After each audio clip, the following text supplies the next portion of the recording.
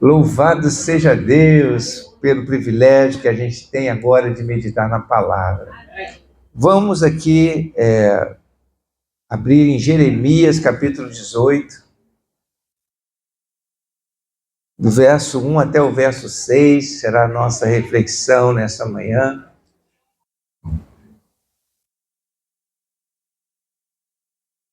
Diz assim a palavra do Senhor: Esta é a palavra que veio a Jeremias da parte do Senhor. Levanta-se e desça à casa do oleiro, e ali você ouvirá a minha mensagem. Então desci à casa do oleiro e vi trabalhando com a roda, mas o vaso de barro que ele estava formando estragou-se nas suas mãos. Por isso ele o fez, moldando outro vaso, de acordo com a sua vontade.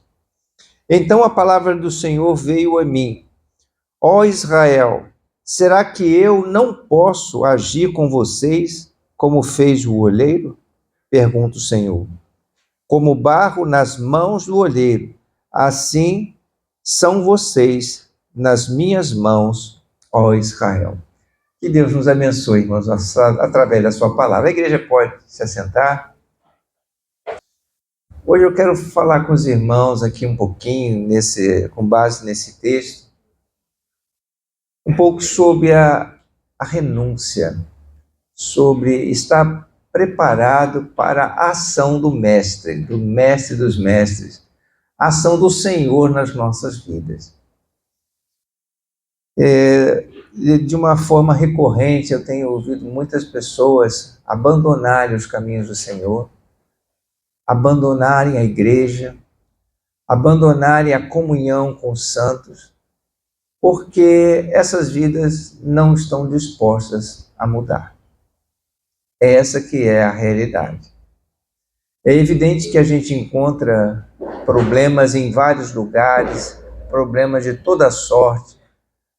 Às vezes, pessoas com temperamento difícil de lidar, líderes que não dão bom testemunho, pessoas que trazem muita confusão, muitas situações que desanimam a nossa caminhada, a nossa trajetória. A Bíblia, inclusive, fala conosco que nos últimos tempos iriam acontecer muitos escândalos e é necessário que eles aconteçam, ou não necessário, mas é um fato que vão acontecer muitos escândalos. Mas ai daquele por quem vêm os escândalos.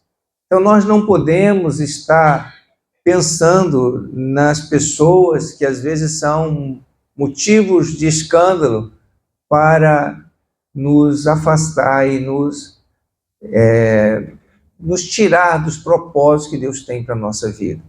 Porque, na verdade, não tenho dúvida de que Deus tem sempre o melhor para fazer na nossa vida. Deus tem sempre algo de extraordinário para nos proporcionar. Mas, infelizmente, nós, por não conhecermos todas as coisas e não ter toda a sabedoria necessária para fazer certas tomadas de atitude, nós falhamos, tropeçamos. Muitos caminhos são perfeitos aos olhos dos homens, mas no final são caminhos de morte. Então nós precisamos estar cientes também desse fato, dessa realidade.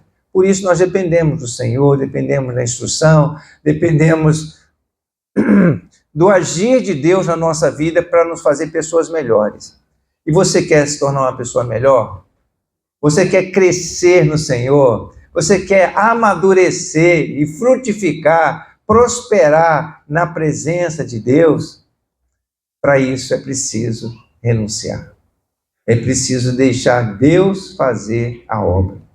E essa manhã, ao meditar sobre esse tema, eu quero convidá-los a ir à casa do oleiro, para observar como que o oleiro trabalha com o vaso na roda do barro, com barro, né? Para fazer o vaso. Foi assim que Deus falou a Jeremias, esse profeta. Quando olhamos assim para os homens de Deus na palavra, e vemos a forma extraordinária como Deus usou muitos filhos dele, muitos servos, a gente fica assim, pensando, né? Poxa, eu queria ter uma revelação, uma direção de Deus, assim como Deus fez a Jeremias, a Isaías. Eu queria ser um instrumento poderoso na mão do Senhor, como ele fez com Elias, que fez fogo cair do céu, que abriu o rio para ele passar em seco. Eu queria ser um instrumento na mão de Deus, como Deus usou Eliseu e fez aquelas obras extraordinárias. Eu queria ser como Moisés, eu queria fazer, eu queria acontecer. A Bíblia fala que a cada um de nós, ele nos fez pessoas normais, naturais, como era Elias, que era um homem sujeito às mesmas fraquezas e paixões que nós. Ele orou e o sol, Josué orou e o sol parou, para que houvesse guerra, pudesse lutar naquele período da guerra. Elias orou e as águas da chuva se deteram e não vieram chuva sobre Israel, até o tempo que ele orou e o céu de novo mandou chuva. Como que esses homens de Deus eram tão usados? Eles eram assim dotados de algo muito especial. Eles tinham algo assim que nós não podemos alcançar porque eram homens voltados para aquela época? Não. Jesus nos dá uma declaração muito forte. Olha, Jesus disse assim: vocês farão as obras que eu fiz e obras maiores do que essa vocês farão.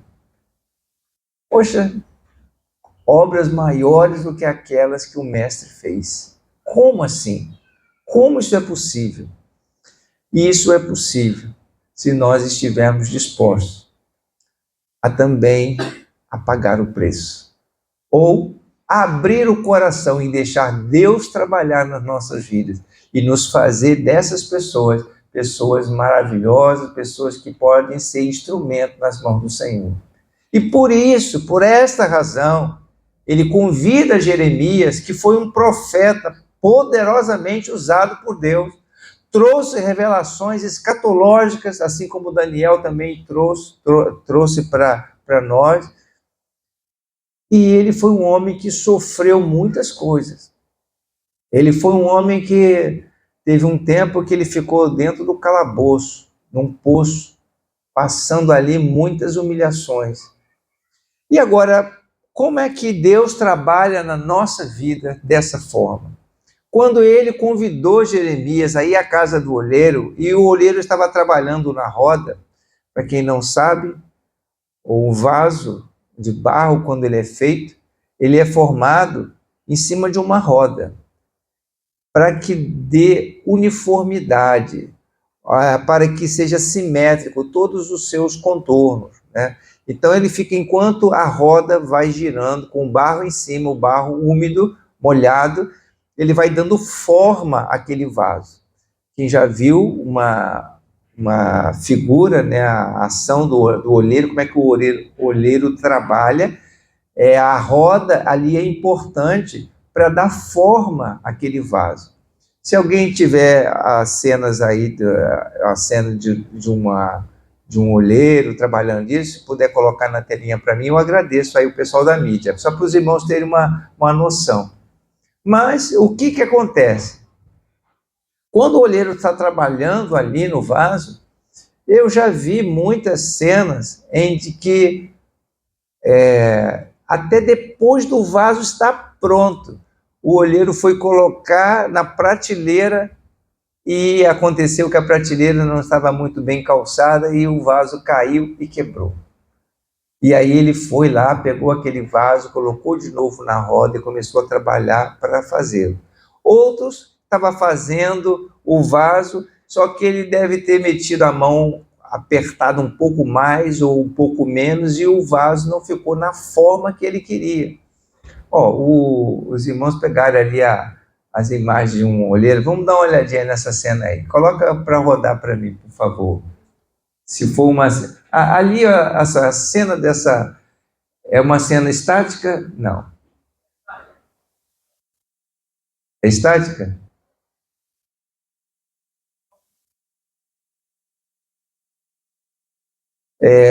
Ali, naquela roda, é o lugar onde está trabalhando o oleiro. Ele colocou uma porção de barro ali molhado e ele vai dando forma ali àquele vaso, né? E fica a roda girando para que ele tenha um contorno simétrico, ou seja, ele não fica um lado mais grosso, outro mais fino, não, para que tudo seja tudo direitinho. Mas às vezes, ao fazer esse vaso, acontece acidentes, acontece problema. Às vezes precisa colocar um pouco mais de água. Olha ali o vaso sendo formado. A roda vai girando e ele vai dando forma àquele vaso. E para que ele fique assim certinho, né, não fique algo assim com defeito, por isso que é importante a roda estar girando. E olhando para essas coisas, Deus quis ensinar e mostrar alguma coisa para Jeremias que também nos mostra e nos ensina. A roda são as experiências que nós estamos passando na nossa vida. E essas experiências, a Bíblia fala que nós muitas vezes passamos pelas provas, e as provas elas vão dar para nós, mostrar a qualidade da nossa fé, daquilo que nós estamos realmente construindo, fazendo com aquilo que cremos. Vamos ver aí essa cena lá, como é que vai montando o vaso lá. Estava sem forma alguma o barro, e ele vai criando, vai transformando em algo para poder ser útil. E aí, numa dessas em que estava ali o olheiro colocando sobre a travessa, sobre a prateleira, às vezes pode acontecer acidente. O vaso ser amassado, quebrado, toca um no outro e causa alguma coisa, e aí ele vai e começa tudo de novo. Ele pega aquilo e começa a formar. Aí até aí tá bom. Então, através daquela roda, através do trabalho das mãos do oleiro, vai se dando forma àquilo que o oleiro deseja. E Deus faz essa pergunta: será que, aqui ó, no verso 6, ó Israel, será que eu não posso agir com vocês como fez o oleiro? Será que Deus não pode fazer nas nossas vidas, trabalhar nas nossas vidas, fazer das nossas vidas um vaso que engrandece seu nome, que glorifica, que honra o Senhor? Evidente que ele tem esse direito, porque ele é o Criador do universo, o Criador dos céus e da terra, e foi ele quem nos criou, foi ele quem nos formou.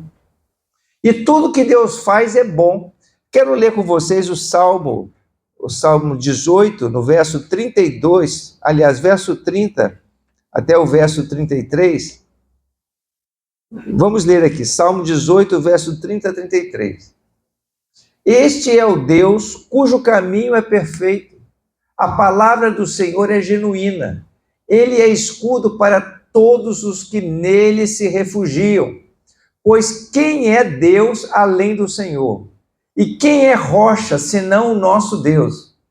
É Deus quem me reveste de força e me torna perfeito, e torna perfeito o meu caminho.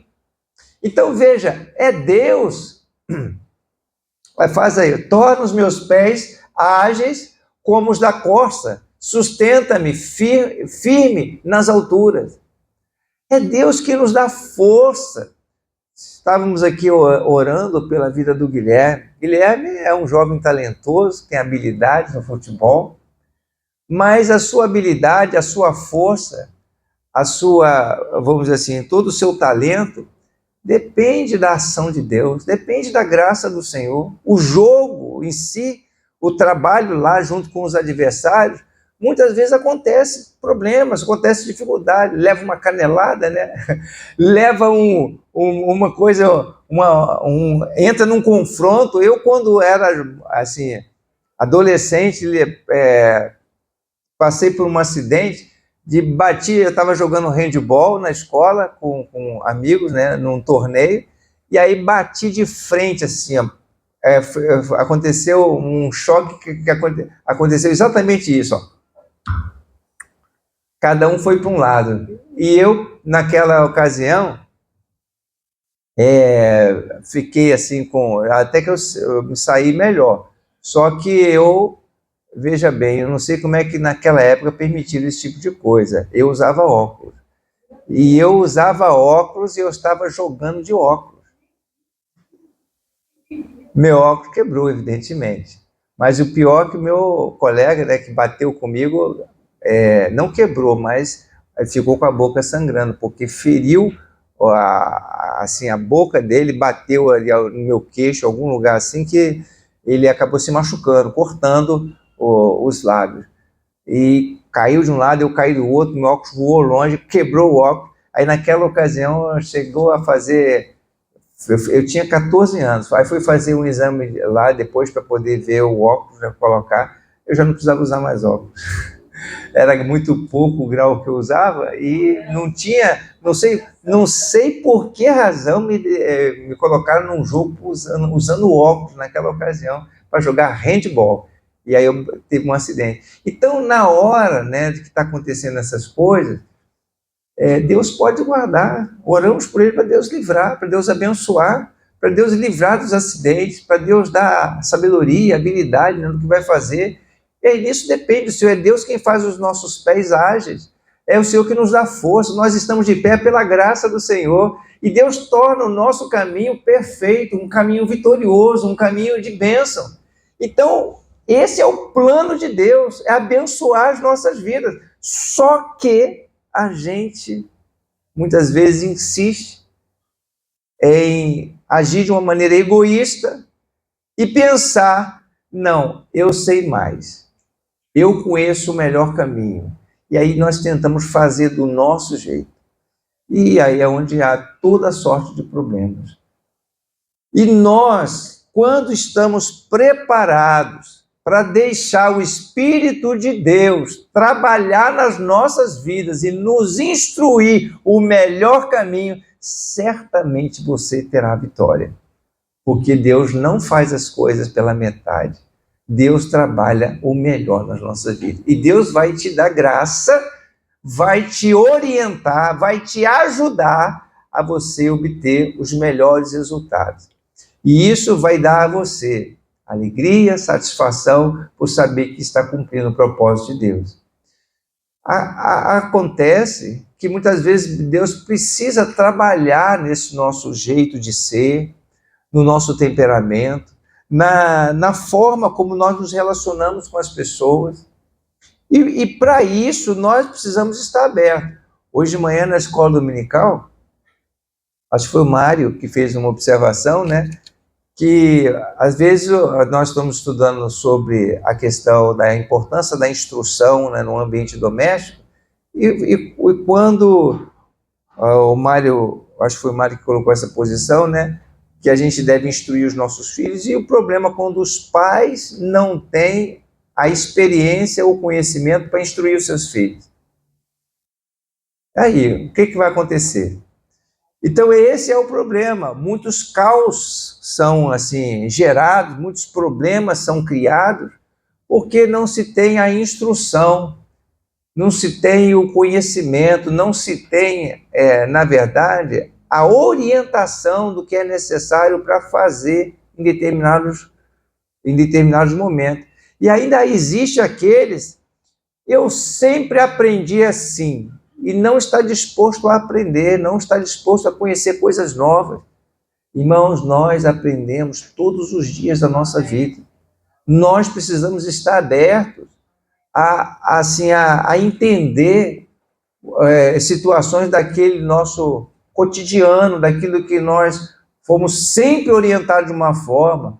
A vida tradicional, a vida que se pega a tradições. Uma vez eu estava falando, né, com uma pessoa que estava me falando sobre a questão das tradições. Em muitas religiões, algumas coisas, as pessoas se apegam às tradições e que está sempre sendo feito daquela mesma forma. E não está aberto a aprender e até a ser instruída pelos propósitos de Deus. E assim aconteceu com o próprio povo de Israel, que recebeu a lei e a instrução do Senhor. Só que se valeu da lei para aplicar certas tradições que ficaram ali encucadas na cabeça de alguns e que, por causa disso, anulava o entendimento e o propósito de Deus, como era o caso dos judeus que, numa ocasião, falava que o que deles podia ser aproveitado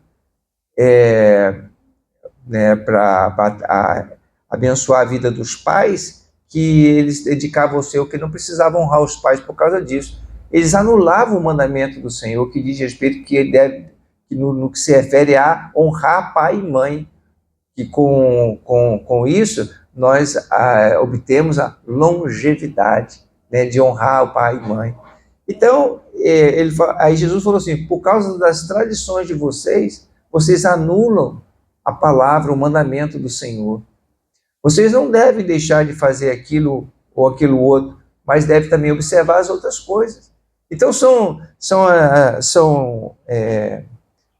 momentos em que nós nos apegamos à tradição, nós nos apegamos às coisas que ficaram lá, vamos dizer, consolidadas, enrijecidas na nossa cabeça, e nós não estamos dispostos a mudar.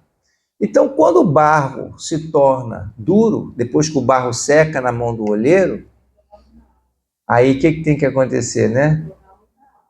Tem que botar muita água para não ficar rígido, para que ele possa trabalhar. Mas se enrijecer demais, aí tem que quebrar. Quando a gente fala de quebra, a gente está falando de traumas. São coisas que são muitas vezes dolorosas demais na nossa vida. Então é melhor você estar úmido, amolecido, flexível, que eu quero dizer, para não ter que ser quebrado. Porque ele tem todo o direito de nos quebrar. Deus tem todo o direito de nos fazer em pedacinhos.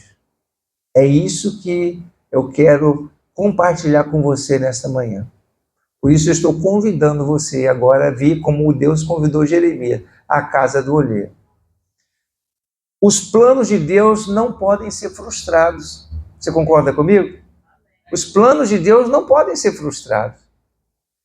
Por essa razão, as coisas não estão perdidas. Deus ainda tem desejo de trabalhar em nossos corações. Deus tem o desejo de nos fazer pessoas cada vez melhores. Por essa razão, ele trabalha em certos momentos de maneira muito dura em nossas vidas. Mas por que a gente considera duro o que Deus está fazendo comigo? É dura a experiência que Deus está me proporcionando nesse momento. Por que é duro? Porque você que é duro. Porque você não é flexível, você não é maleável. Uma vez Deus fala com você: meu servo, vai por esse caminho. Aí você insiste em ir pelo outro caminho. Aí Deus vai e fala de novo: ó, vai por esse caminho. Se lembra da história de Balaão? A Bíblia nos conta a história de um homem que foi chamado para amaldiçoar a nação de Israel.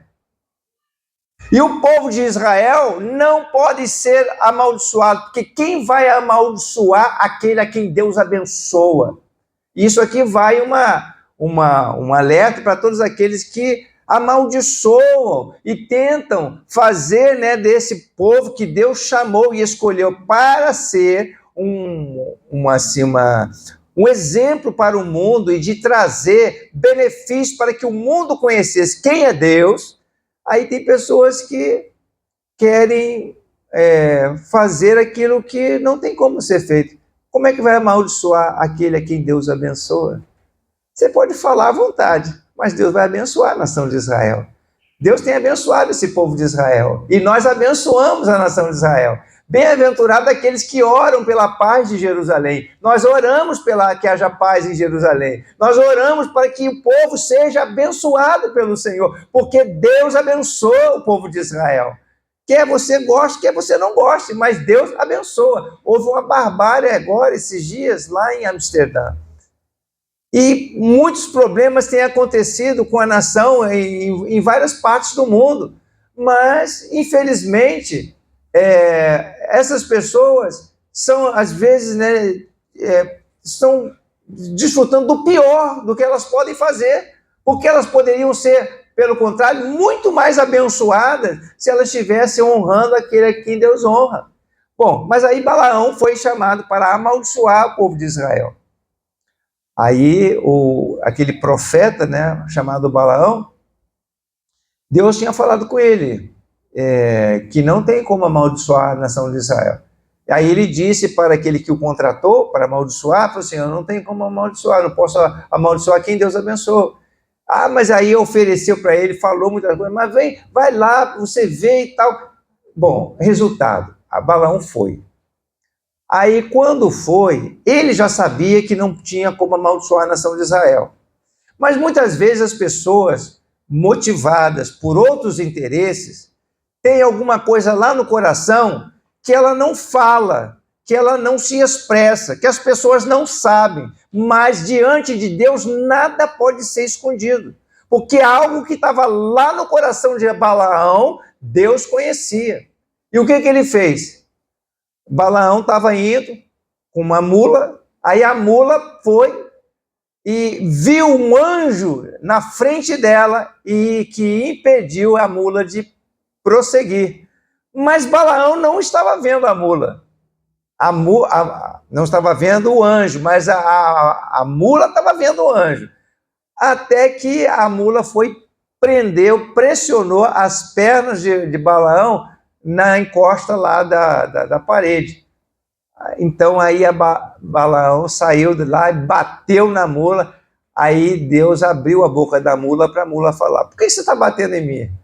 E Balaão começou a discutir com a mula. Você vê, às vezes as pessoas não sabem nem o que está fazendo, né? Discute com a mula. Quando a mula falou, ele devia falar assim, mas como é que você está falando?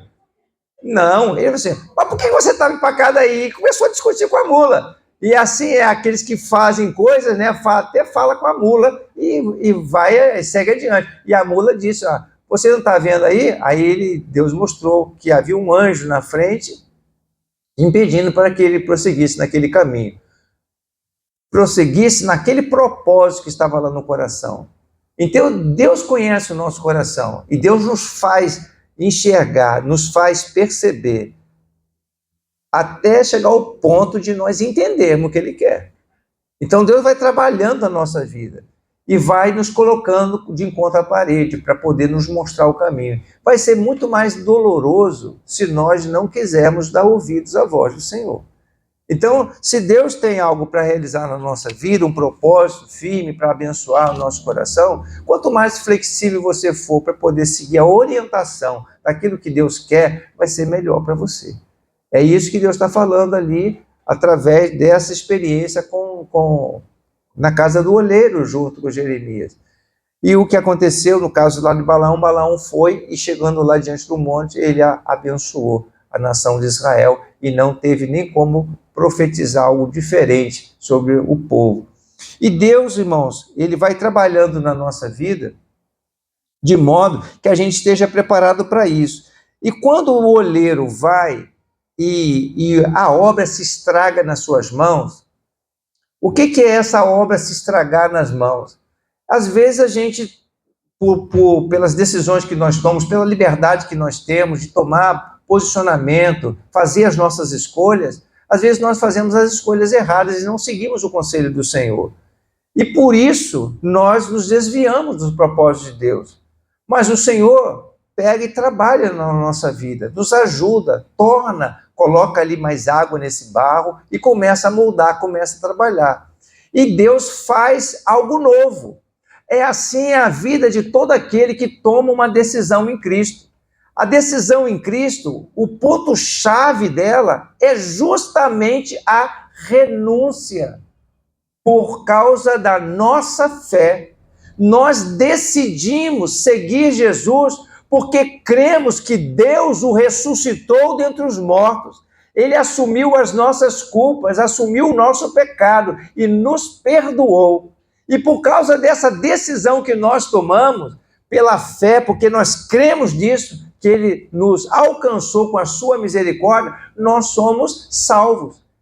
E dessa forma, Ele faz de nós uma nova criatura. O novo nascimento significa um vaso novo, um vaso transformado pelo poder de Deus. E essa transformação é um processo na nossa vida. Só que para esse processo dar andamento, para que a roda forme o vaso na mão do olheiro, é fundamental o que nós mencionamos ainda há pouco dessa flexibilidade. A flexibilidade significa a disposição nossa. O barro lá não tem como tomar uma decisão. O olheiro aperta ele lá, não, me aperta aqui não. Aperta aqui, não, desse jeito não. Não, me estica um pouquinho mais aqui e tal. O barro não faz nada disso não, né? O barro fica ali tranquilo nas mãos dele, está flexível. Mas Deus começa a apertar de um lado, não, aqui não, senhor, não faz outra por lá. A gente começa a se mexer, a gente começa a tomar posição. E quando a gente começa a tomar posição, nós temos que estar aí, quanto mais flexível, melhor. Porque aí é o processo da renúncia, é o que permite essa obra de transformação, de fazermos cada vez mais parecidos com Jesus. Cada vez mais semelhantes ao que Deus quer, o que Deus espera de cada um de nós. Vamos abrir lá no Evangelho de João, capítulo 12, versículo 24. Se nós entendemos isso aqui, irmãos, nesse momento, nessa reflexão que nós estamos fazendo aqui na casa do olheiro,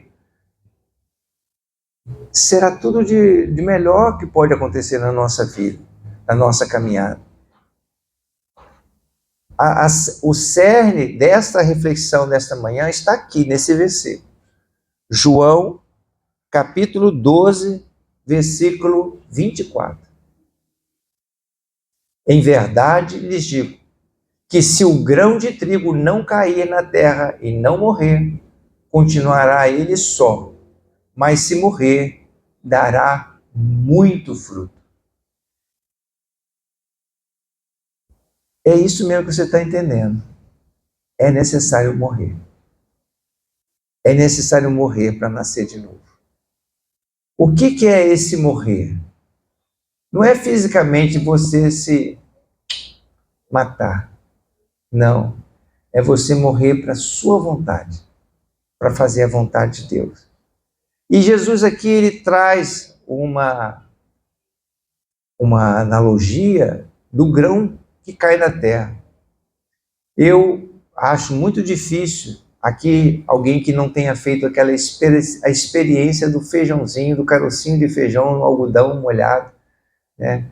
É muito difícil alguém aqui não ter feito essa experiência. Mas quem se lembra dessa experiência sabe que você bota o feijãozinho num maço de algodão úmido e quando, passado alguns dias, aquele feijãozinho, no meio dele começa a nascer um broto do pé de feijão.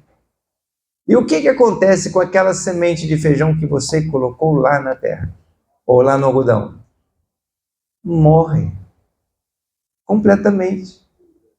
Ela se abre e aí à medida que o caulezinho do pé de feijão vai nascendo, ela vai se secando e cai, morre.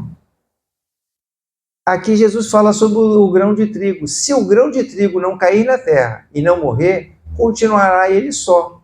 Se você for fazer essa experiência do feijão e ficar esperando que aquele feijão lá permaneça, ele nunca vai gerar um novo pé de feijão. E o pé de feijão que nasce dá muitas vagens de feijão. Cada vagezinha da feijão dá muitos feijões. E é assim que o reino de Deus, ele frutifica. Quando o grão cai na terra, ele precisa morrer, para que dali nasce uma nova vida, uma nova criatura. E essa nova criatura só vai ser possível se houver realmente uma renúncia. Jesus disse, lá em Lucas, capítulo 14, verso 33. Vamos ler lá, Lucas, capítulo 14, verso 33. Da mesma forma, qualquer de vocês que não renunciar a tudo que possui, não pode ser meu discípulo. A renúncia é a palavra-chave da cruz. A renúncia é a palavra-chave do novo nascimento. É o segredo de se tornar uma nova criatura. Não há como se tornar uma nova criatura querendo manter, ou vamos dizer assim, resgatar algo que já deveria ter acabado há muito tempo. Nós precisamos deixar Deus romper com isso, trabalhar na nossa vida. E às vezes, para largar alguma coisa, soltar algo que nos prende, é muito difícil. Difícil porque nós ficamos ali, assim, nos segurando com todas as pontas, porque pensamos assim, não, vai dar um jeito, vai dar uma solução. Mas se Deus falou que não dá, não dá. Se Deus falou que a porta está fechada. Não adianta, porque Ele é o Deus que fecha a porta e ninguém abre. Não adianta prosseguir, não adianta ir lá e insistir e bater, porque se o Senhor disse que não, é não. E Ele tem esse direito, porque Ele tem o melhor para as nossas vidas. Ainda lá em 2 Coríntios, capítulo 5, verso 17, quando o Senhor restaura, quando Deus trabalha na nossa vida, é Ele que faz a nossa vida ser tudo novo. Portanto, se alguém está em Cristo, é uma nova criação. As coisas antigas já passaram, eis que se fizeram novas. É isso que Deus está falando conosco, irmãos. O maior motivo, a razão, porque muitos têm voltado atrás, que não têm prosseguido, é justamente o fato de não querer morrer, não querer renunciar. É uma das razões que mais prende a gente ao insucesso, às coisas que não nos fazem triunfar, que não nos fazem prosseguir como pessoas melhores. Às vezes nós queremos ter um melhor relacionamento no ambiente familiar, às vezes nós queremos ter um melhor relacionamento no ambiente de trabalho, e o ambiente fica pesado. A Miriam compartilhou conosco na escola dominical sobre as 8, são, como você chamou? Os 8 elementos que dificultam, que são obstáculos, são impedimentos ao desenvolvimento do bom relacionamento. Depois, 8 coisas que são positivas, que nos ajudam. O orgulho, por exemplo, é algo que impede a gente de prosseguir. E quando as pessoas não estão dispostas a morrer para o seu orgulho, não quer abrir mão da sua vontade, aí causa-se vários problemas no relacionamento. Às vezes o relacionamento não é bom porque há o quê? Há a fortaleza do orgulho. E quando há um coração de humildade, de reconhecimento, de saber se posicionar, de ouvir, às vezes a gente está acostumado a fazer determinadas coisas e de repente a gente ouve alguma coisa nova e ele fala assim, mas peraí, antes de eu dizer, não, isso não serve, não, vamos refletir. Vamos parar para ouvir primeiro, para poder julgar. E quando formos julgar, não segundo a nossa vontade, mas segundo os parâmetros que nos mostram o quê? As Sagradas Escrituras. A Bíblia é o nosso manual de regra, de fé e prática. Nós não temos outro manual. As religiões que usam outros livros, eu respeito, considero, mas o nosso manual, primeiro, é as Sagradas Escrituras. Se alguma coisa for contrária às Sagradas Escrituras, está fora. Porque não vai me abençoar, não vai me edificar. Porque eu creio que essa palavra foi divinamente inspirada e Deus tem o melhor para a minha vida e tem o melhor para a sua vida. E por que eu creio nisso? Porque eu tenho experimentado isso na minha vida. Eu tenho visto que ao longo desses milhares de anos que as Sagradas Escrituras estão presentes na vida de todos aqueles que a colocam em prática, têm o melhor, têm desfrutado do melhor. Então, como não reconhecer a veracidade e a influência que a palavra de Deus pode ter na minha vida? Então, eu sei que aqui está o conselho do Senhor. Aqui está o melhor que pode acontecer e que Deus pode fazer na nossa vida. Mas para isso eu preciso estar com o meu coração disposto a aprender, disposto a receber a orientação e o conselho. Um dos nomes pelos quais Jesus foi chamado, de acordo com a profecia lá de Isaías, Conselheiro, Deus forte, Príncipe da paz. O Senhor é o nosso conselheiro maior. E Ele, irmãos, não nos tem chamado, seus discípulos, simplesmente de servos, mas de amigos. Porque tudo quanto Ele ouviu da parte do Pai, também tem nos feito conhecer. E assim, se nós estivermos, quanto mais dispostos nós estivermos para aprender, para ouvir, para poder considerar, mais chance a gente tem para ser melhores pessoas, ter melhores relacionamentos, viver de uma maneira em que o nome de Jesus vai ser glorificado e nós vamos ser felizes. Porque feliz é aquele cuja nação é o Senhor. Se nós, como temos como lema da nossa logomarca, se nós confiarmos inteiramente naquele que nos fortalece, naquele que nos abençoa, nós vamos prosperar em todas as coisas. Mas para isso nós precisamos estar preparados. Preparados não, flexíveis, para que nós possamos sim estar preparados na hora que Deus for trabalhar na nossa vida. E eu quero concluir aqui lendo esse versículo de Jeremias que nós lemos no final, quando Deus fala assim: ó Israel, será que eu não posso agir com vocês como fez o oleiro? No verso Jeremias 18:6, né? Como barro nas mãos do oleiro, assim são vocês nas minhas mãos, ó Israel. Deus, Ele é soberano. Deus, Ele pode todas as coisas. Por que se enfurece as nações e os povos se levantam todos contra o ungido do Senhor? Falam-se contra Jesus. A Bíblia fala que nos últimos tempos se levantarão muitos contra o Senhor. Mas aqui também já está registrado qual vai ser o final dessa história. Nós não temos que temer coisa alguma.